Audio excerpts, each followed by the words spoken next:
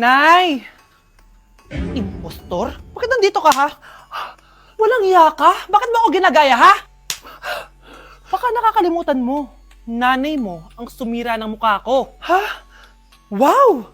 Hoy, Sofia! Tandaan mo! Katulong ka dito, di ba? Huwag kang paupa-upo lang dyan. Ma'am, kakatapos ko lang po maglinis. Nagpapahinga lang po ako. Talaga sumasagot ka pa sa amo mo, ha? Nay! Ang dumi pa dito, oh! Hindi niya ginagawa ng maayos yung trabaho niya. Walang iya ka? Madumi pa pala dito? At nakuha mo pang magpahinga dyan. Paano nangyari yun? Ma'am, nilinis ko na po yan. Maniwala po kayo. Oh, eto. Yung mukha ko! Ang sakit! Ayan, pati mukha mo, dudumi na. Umalis ka na dito! Tatanggalin na natin ha. Buti na lang talaga mabilis kang gumaling. Oh, ayan, kuhang-kuha yung mukha ng pinapagaya mo. Dok, kamukha ko nga siya. Pinag-ipunan ko talaga to. Nagtataka lang ako, yung ibang tao, mga artista yung pinapagaya ang mukha. Eh yung sa'yo parang normal na tao lang yung pinagaya mo. Dok, may kailangan lang akong gawin. Kung ano man yan, mag-ingat ka ha. Ano? Ikaw si Sofia? Napakawalang ya mo din no? Niloko mo pa kami! Mas walang ya kayo, mga hayop! Nay, baka gusto niyo ulit mabuhusan ng asido sa mukha? Asido? Gusto mo ng round 2? O eto, round 2! Sige, ibuhos mo! Naka-live ako, oh. Ipakita nyo kung sino talaga kayo! Ano? Alisin mo yan. Ano? Takot na kayo, no? Tignan ko na lang kung hindi kayo masisira sa mga tao. Hindi kami pwede masira.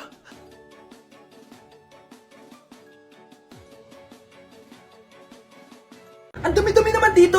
Hoy, magwalis ka nga! Nay, parang masama po yung pakiramdam ko. Wala akong pake. Dumadahilan ka na naman, ha? Oh, magwalis ka! Sige po. Oh, magbunas ka din dyan, ha? Nay, lumalala po yung sakit na nararamdaman ko. Aba, galing mo din umarte, no? Bilisan mo dyan. Marami pa akong papagawa sa'yo. Best Actor? Anak? Anak? Anak? A few moments later. Ikinalulungkot ko pero malala na ang sakit sa puso ng anak nyo. Hindi ko po alam, Dok. Sorry, anak. Kailangan na natin tong palitan sa lalong madaling panahon. Gawin niyo po lahat, Dok. Kailangan natin na magdodonate ng puso. Ako na pong bahala.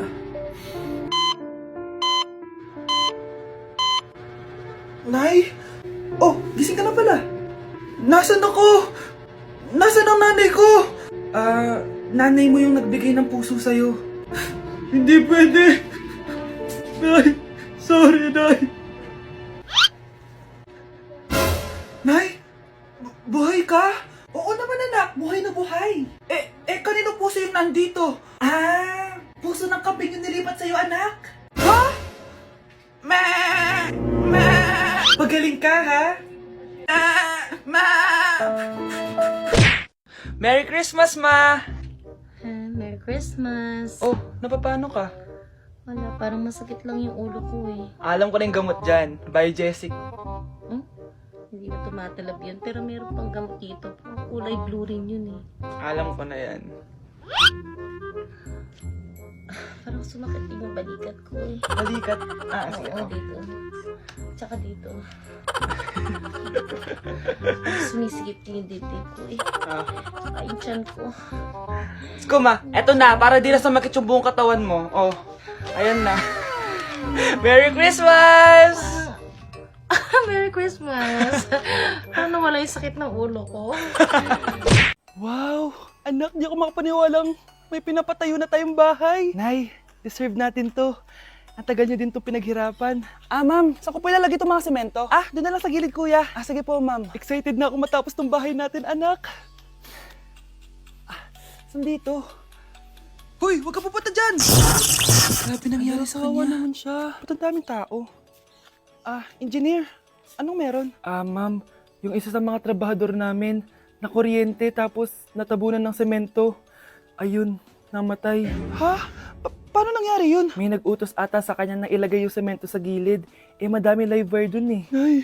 Ang problema, ma'am, kung tatanggalin pa namin yung katawan niya sa ilalim ng semento, baka hindi agad matapos tong bahay niyo. Hindi pwedeng hindi matapos agad tong bahay na to. Di bale, babayaran ko na lang yung pamilya nung namatay. Nay, sigurado ka ba? Sige po, ma'am. Sige na, ituloy niyo na yan. Congrats po, ma'am. Natapos din yung bahay nyo. Ang ganda, di ba? Wow, ang ganda. Maraming salamat, engineer. Una na po ako, ma'am.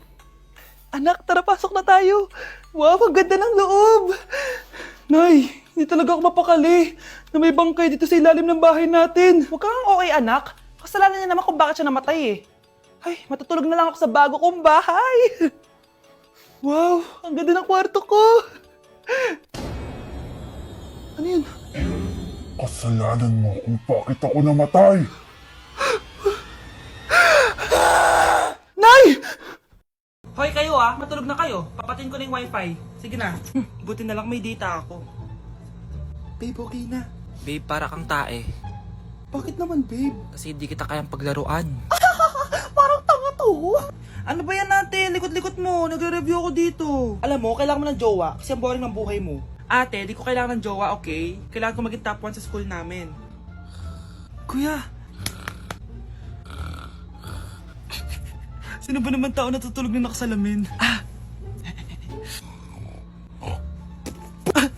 Ngeta naman, Kyle! Natutulog ako, di ba? Hindi ako yun natutulog ako eh. Kung ayaw matulog, mapatulog ka! Ba't ang ingay ng mga batang yun? Teka lang. Ano ba yan ang ingay nyo? Di ako mapag-focus dito. Pinang matulog, mga punyeta talaga yun. Sinali, bakit? Bakit ang ingay nyo? Di ba sabi matulog na? Matulog na kayo Yes, makakapag-tiktok na ako.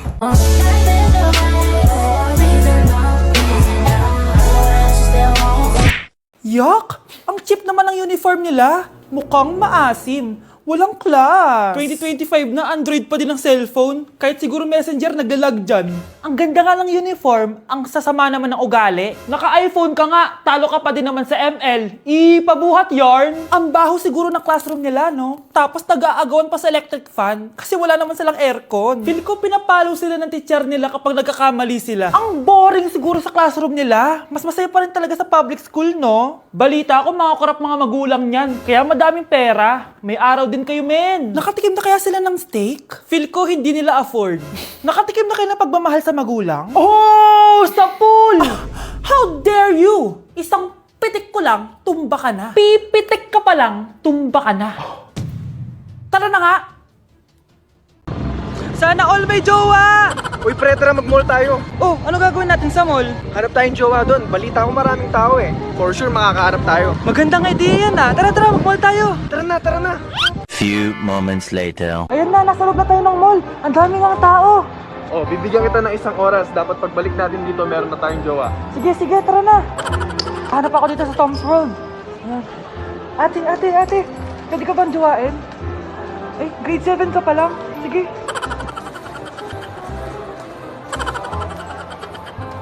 Uy, miss. Pwede ba kitang jowain? Ayaw mo ba sa singket yung hindi kayo magpapalit?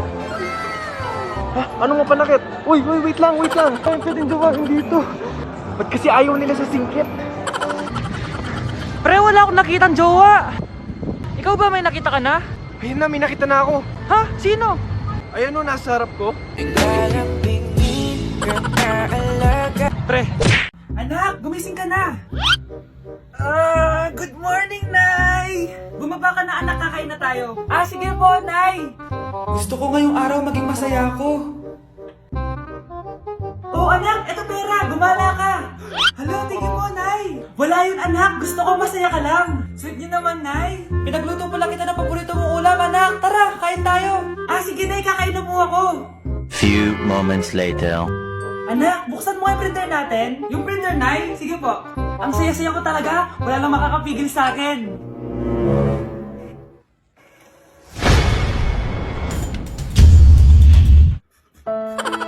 Crush!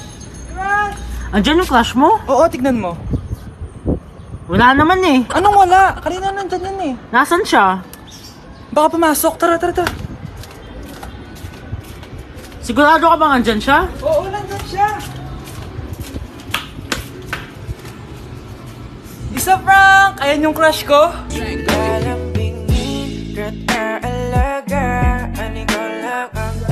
Hi, Bes! I'm back! Oh, Bes, pupunta ka ng ibang bansa? Hindi, dito na ako titira sa inyo. Hi, Tita! Anong ulam? Samantha, halika na dito, Be! Niluto ko paborito mo. Yan yung gusto ko sa'yo, Tita eh. Oh, Scarlett, lagay mo na nga ito sa kwarto ko. Kwarto mo? Ang kwarto ko ay ang kwarto mo. Wawa. Ano kaya pwede kainin dito? Ano ba yan? Bakit walang laman? Mag-grocery naman kayo, bes. Sorry po, nakakahiya naman sa'yo. Mahiya ka talaga. O ito na lang lutuin mo. Walang ya talaga tong babaeng to. Lagyan ko kaya to ng lason. Ay, tita, sobrang lakas uminom niya ni Scarlett. Tapos puro lalaki pa yung mga kasama niya. Aba, humanda talaga sa akin yung babaeng yan. Walang yatong si Samantha. Sinisiraan pa ako sa nanay ko. Bes, kailan ka uuwi? Anong uuwi? Hindi na ako uuwi, bes. Inampun na ako ni tita. Ay, hindi. Umalis ka na. Ginagawa mo akong katulong dito. Tapos kung ano-ano pa sinasabi mo sa nanay ko. O anak, ba't mo naman pinapaalis si Samantha? Wala namang ginagawa masama yung tao eh. Oo nga, ang bait ko kaya. Kung hindi siya aalis, ako ang aalis! Friendship over na tayo, Samantha. Lalayas na ako sa bahay na to. Parang mas anak pa ni nanay si Samantha. Alam mo na ba yung nangyari kay Samantha? Bakit? Ano meron kay Samantha? Tignan mo to. Nay! Nay! Oh, di ba lumayas ka na? Paalisin mo na yan si Samantha! Sino siya, anak? Tinawag mo bang anak si Samantha? Ay, hindi ko alam, Nay. Paalisin mo nga yan. Hoy, babae! Kung sino ka man, umalis ka na dito. Nay, top 1 po ako sa klase. Talaga anak, mahal ka talaga sa akin. At dahil dyan, may iPhone 13 Pro Max ka. Wow, thank you, Nay. Salamat Google at Photomat. A few moments later. Anak, nakausap yung teacher mo. Ikaw na yung lalaban sa International Quiz Bee. Proud ako sa'yo, anak. Patay, anong gagawin ko? Mare, balita ko top 1 yung anak mo ah. Oo, Mare, ilalaban siya sa school nila. Wow, i-practice na natin yan, Mare. Pag nasagot niya to, may 500 siya. Anak, punta ka nga dito. Ano po yun, Nay? Pag nasagot mo yun, may 500 ka. Ah, sige po, Nay. Charan!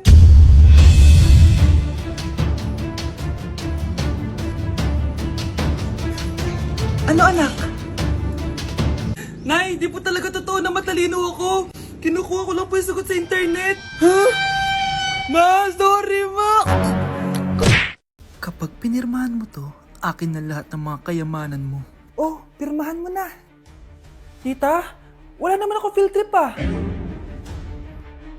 Ah, hindi pa ba sinasabi ng teacher niyo na may field trip kayo? Anak, okay lang. Pipirmahan ko na to para makasali ka sa field trip niyo. Walang ya ka talaga, Rosa. Wala ka talagang titira sa akin, ha? Manda ka talaga sa akin. Mabilis ka talagang utuin, Susan. Salamat, Mare.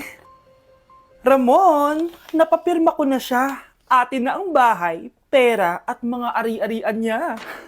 Magaling ka talaga, Rosa. Kaso kailangan na natin kumilos na mabilis. Kasi sabi ng doktor, nagre-recover na yung mata niya. Ano? Kaya bukas na bukas din, papalayasin na natin sila. Total, nakuha na natin ang gusto natin. Nay, bakit mo pinirmahan yun, ha? Maliban natin kung ano nilalaman ng papel na yun. Huwag kang mag-alala, anak. Malapit nang matapos ang maliligayang araw ng tatay mo at ng kabit niya. Tita, bakit may dala kang maleta? Aba, syempre. Lilipat na ako dito sa bago kong bahay. Ano?